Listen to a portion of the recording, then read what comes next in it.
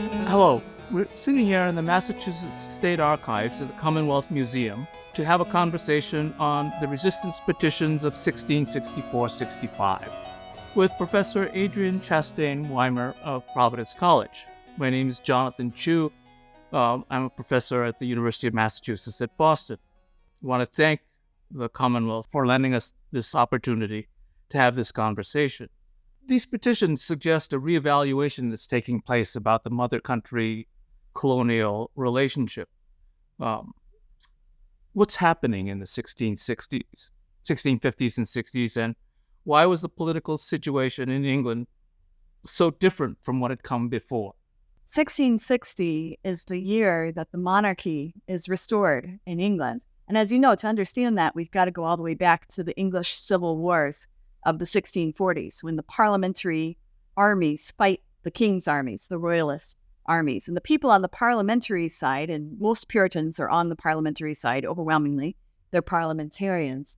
And they see Charles I, the English king at the time, as doing all kinds of unconstitutional things. He's trying to raise money without parliament. He's really trampling on the rights of the people. And so people in England are so frustrated about this that they do fight the royal armies. And the parliamentary side wins the English Civil Wars, and then they want the king to negotiate. He refuses to negotiate, and so they put him on trial for treason. And most of the justices on that court are Puritan leaning. And the king won't acknowledge the legitimacy of the court, and so they end up killing him. There's a judicial execution, what we call the regicide of Charles I in 1649. After that, there's a really interesting decade of Republican experimental rule, and Puritans are in control of England. And then the Lord Protector, Oliver Cromwell, dies. Over a couple of years, things devolve into chaos. And the people of England invite the son of the executed king back to the throne. So that's what happens in 1660 with the restoration of the monarchy. And now Charles II is the king of England. And at this point, no one knows what's going to happen to the Puritan-led colonies. Nobody knows whether New Englanders are going to get to maintain control of their colonies.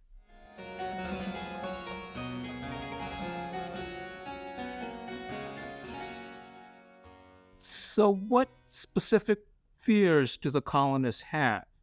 Why do they think that in the Restoration that they have something to lose? During most of their history, they'd been semi-autonomous. They were allowed to build institutions that they felt were at the vanguard of reform. They didn't benefit elites with lots of landed property and noble titles. The institutions in New England, for the most part, benefit ordinary people. And so they have a lot to lose. They have a lot at stake, and they are worried. You know, the king has legitimate fears. The new King Charles II is worried that if there is going to be a rebellion, New England would be a likely staging ground. He's worried about the loyalty of these people. And so in 1664, he actually sends royal commissioners to investigate New England. Is it just a matter of investigation, or is this prompting a kind of re-envisioning of the way in which the empire should be organized, or the relationship between the colonists and the mother country? Is it addressing issues of government or of personalities? All of that, yes. It's absolutely about all of those things. I mean, he's interested in sources of revenue. He doesn't feel like his control of England is very secure, and so he knows he needs better cash flow. It's the same moment in 1662 when he gives a charter to the Royal African Company, which gives the king a monopoly on the slave trade. So he's looking at New England for another kind of source of revenue. And, he's in various wars with the Dutch. The same royal commissioners who investigate New England are the ones who go down with warships and conquer New Netherland, conquer the Dutch, make New Netherland into New York. And so the king is very interested in extracting resources from New England. He's also interested in figuring out how loyal they are. What you've described is a sense of a kind of larger political and economic interest. But there must be some kind of personal interest. I mean, after all, if you kill my father, I might not like you much. Right. How much of that plays into the process? Right. Good point. So the king, of course, is suspicious of the people who were on the side of the war who killed his father. And, Puritans weren't the only ones responsible for the 1649 regicide, but they did play a role. Most ordinary Puritans were horrified by the idea of king killing, but nonetheless, they did play a role. So Charles II is very worried about them. Before he takes the throne, he signs this famous document called the Declaration of Breda, which essentially says, I want to heal the nation's wounds. I'm coming to the throne. I want to restore peace. I want a stable reign. I'm going to forgive the people who fought against my father. Not the actual regicides, the justices who signed the death warrant, but everybody else. He says, I'm willing to give amnesty. A new parliament is elected in England, what we call the Cavalier Parliament, and it is dominated by anti-Puritans, people who want revenge for the English Civil Wars. And they start passing legislation, which is some of the most repressive in English history. So they kick Puritans and other nonconformists out of civil office, out of the universities, and out of the churches.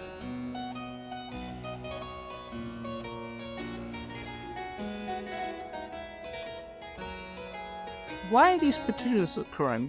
What's happening with this delegation that the king is sending to review the colonies? Well, the royal commissioners have two sets of instructions. They have public instructions and private instructions.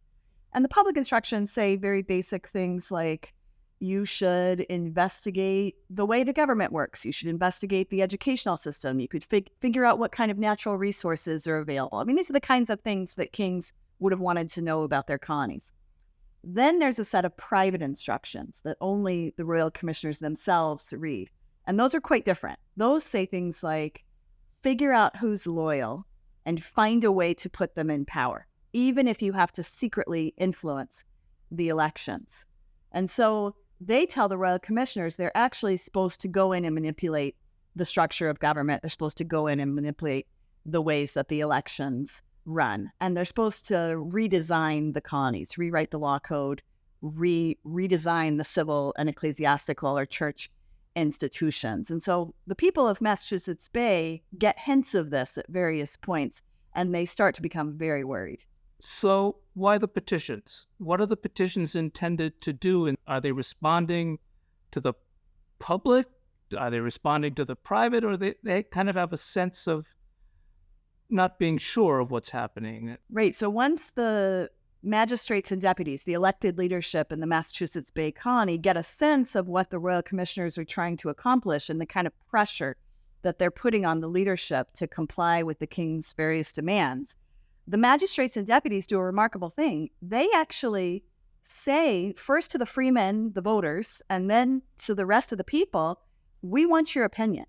They know if they're going to have any chance of defying the King of England, they need the population on their side. They need grassroots political support.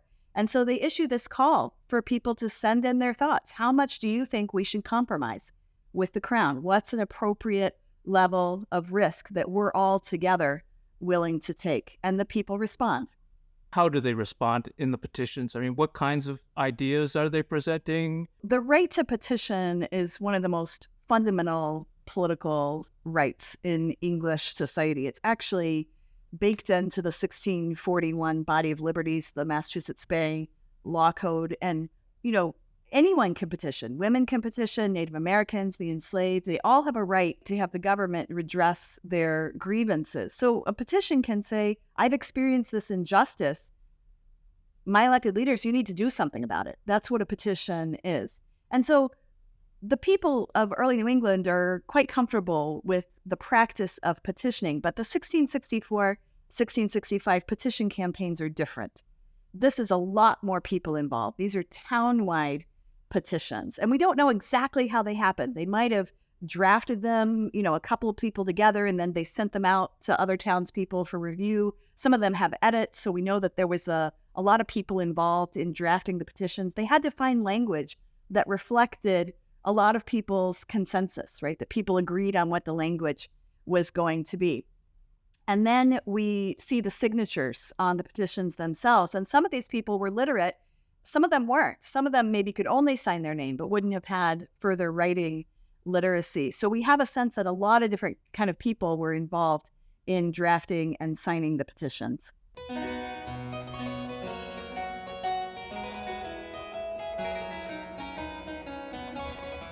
Is there any kind of template, or are the similarities a kind of folklore? I mean, the way in which stories blend together because of common sensibilities. Right. I think it's something of both. We're pretty sure that the Cambridge petition was first, and that's because parts of the language are borrowed in other petitions. The petitions are unique, and it has the sensibility of grassroots movement, but there were certainly some people in Cambridge who probably got the ball going. They might have been associated with Harvard College. And so the Cambridge petition comes first, and then other towns, Billerica, Reading, Dorchester, other towns follow. What do they usually say? The petitions give the people sense of what kind of compromise is appropriate. And again, they're all unique. But the theme that runs through the resistance petitions is that there are lines that kings should not cross, that we value our liberties more than our lives. They say this repeatedly.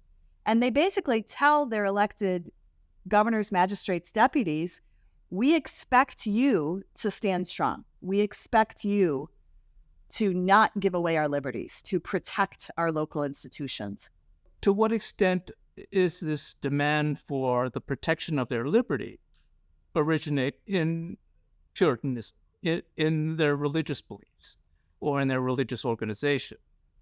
All the way back to its early decades, Puritans were the ones who were willing to call out the king's or the bishop's abuses in their sermons and their treatises. They're the ones who are willing to speak out against any form of absolutism as they saw it, either in church or state. So that's a hallmark of Puritanism. The idea that a Christian has a duty to evaluate the ethical nature of a leader's actions is really formative in the Puritan tradition. The Laudians, the people, the anti-Puritans in England were the ones who were saying, don't have too many opinions unless you're at the top. Puritans were actually saying Christians of any kind are supposed to have a responsibility to evaluate the ethics of what's going on among leaders' decisions. But isn't there a problem if they sort of posed it as a religious liberty in speaking out for a kind of political opinion that's tainted by their religion, by being nonconformists? Do they actually say, look, we have religious beliefs that have to be kept apart? Wouldn't those antagonize the crown? More so than in England. In New England, as you know, there's a very clear line between church and state. So ministers can't tell political leaders what to do. They can't hold political office. There's very clear lines. The religious leaders can certainly give advice, and they're some of the most educated people in the colonies, but they can't directly have power in politics. So the Hadley petition is a great example of your question, of the way that religion does play a role in this, but that also, it recognizes the authority of the civil sphere as separate from the authority of the church sphere. And the language of the Hadley petition is astonishing. It's the longest of all the petitions. And Hadley's in a unique situation because two of the men who in 1649 had signed the death warrant for Charles I are hiding out in Hadley. They're actually in the minister John Russell's basement. And so the first thing the Hadley petitioners do is admit how fearful they are. They say, if ever there were appearances of danger toward us, we think now more. Any one of these people who put their names to one of the petitions could potentially be tried for treason. If you're encouraging your local government to defy royal commissioners, that's a risky thing to do. So the Hadley petitioners say, we want to fear God and honor the king. They want to be loyal. But they urge the general court to defy the royal commissioners, and this is their language. They say, whatever royal grants of grace we have received either from the Lord in heaven or kings on earth, Accepting, holding fast, and maintaining of the same with due thankfulness is the true magnifying of that grace. And to throw away or cowardly to suffer ourselves, to be flattered or frightened from it, is the despising and dishonoring thereof. So basically say, we have the liberty of self-government, we have the liberty of the freedom of our churches from government control. To hold on to that grace is to honor it. And they acknowledge it comes from God, it also comes from the king, it comes from the Bible, it also comes from the charter. And they say, we are going to be at fault if we just throw away those liberties. They say, most famously, we have a right from God and man to choose our own governors, make and live under our own laws. Our liberty and privileges herein as men we prize and would hold as our lives. So essentially they're saying, we are not willing to let go of these liberties. 100 years before the American Revolution, these people are saying, we're willing to fight for self-government.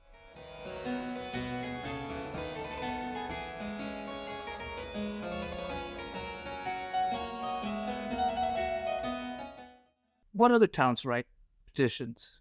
And are there variations that play along some of these themes? Lots of different towns write petitions and lots of different kinds of people sign. So one of the most interesting sets of petitions are the non-freeman petitions. So these are non-voters.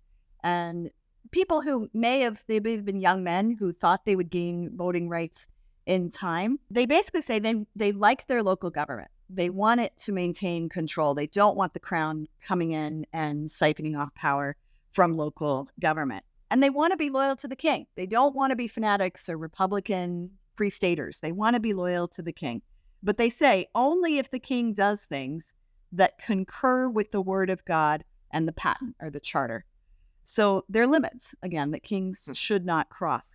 And, they admit the Bay Colony's not perfect. There are things they would like to fix. There are laws they would like to change. They're very open about that in the non-freeman or non-voters petition. But at the same time, they're actually among the strongest when they say they want their elected leaders to figure out unity, to figure out consensus, to find a plan of action, and to hold on to local control of institutions. What you described this afternoon is a series of actions and a series of things that are, in fact, forms of constitutional behavior.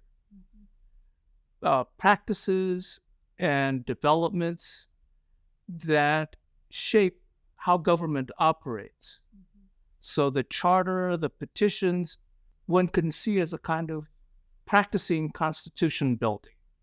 I'd appreciate your perspective on how these petitions are actually doing that. It's a nice way to put it. These people are articulating the lines that kings can't cross. So they're articulating a constitutional relationship between the colonies and the crowns, which, as you say, is a part of a much longer popular constitutional tradition, which will carry over into how the states relate to the federal government after the American Revolution. So these constitutional sensibilities include being able to detect arbitrary rule. When a ruler is overreaching, can you detect that early on, the signs of it? It also includes an ability to articulate what are the grounds of my liberties? Why is it that I have a right to self-government? Why is it that the churches should have freedom from the dictates of the state? So it's an ability to detect arbitrary rule, and it's also an ability to articulate, why do I have the liberties that I have?